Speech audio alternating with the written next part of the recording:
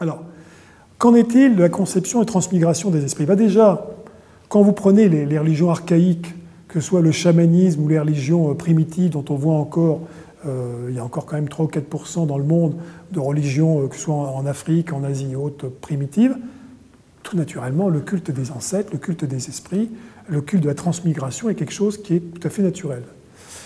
On l'a vu que les hindouistes croient en cette conception, donc plus près de nous, disons après ces religions primitives, toutes les religions, je dirais, de l'Égypte croyaient en cette conception. Les religions grecques y croyaient également. On ne va pas citer, mais que ce soit Aristote, un certain nombre de grands auteurs croyaient en cette conception. Donc je vais passer assez rapidement pour arriver à la religion juive.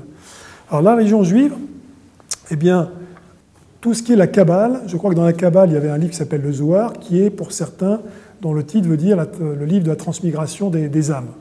Donc il semblerait qu'au niveau de la religion juive, quand on regarde historiquement, les pharisiens, les Esséniens, dont certains disent que Jésus était proche, croyaient à cette conception.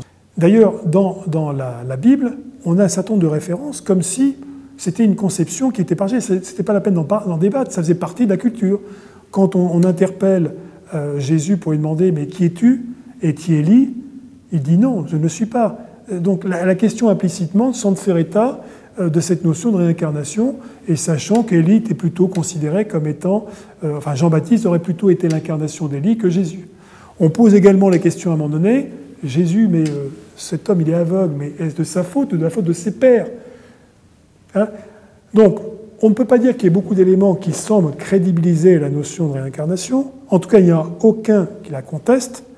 Et moi, j'interprète plutôt comme étant l'ambiance dans laquelle socioculturelle évoluaient les gens, et qui faisait partie. Alors d'ailleurs, des grands-pères de l'Église comme Origène était vraiment quelqu'un qui a beaucoup discuté, beaucoup fait état de cette conception. Saint Augustin lui-même se pose la question de qui étais-je avant d'arriver. Et on s'aperçoit que dans les religions chrétiennes, je crois que c'est un grand sujet, cette notion d'incarnation, cette notion de corps, a, me semble-t-il, été une des grands sujets de controverse qui sont à l'origine de beaucoup de schismes. Il faut savoir que, tout d'abord, la notion de réincarnation de la chair, qui, moi, personnellement, à titre personnel, m'a beaucoup troublé. Cette notion que mon corps physique, qui va être détruit, qui va partir dans le néant, qui va devenir poussière.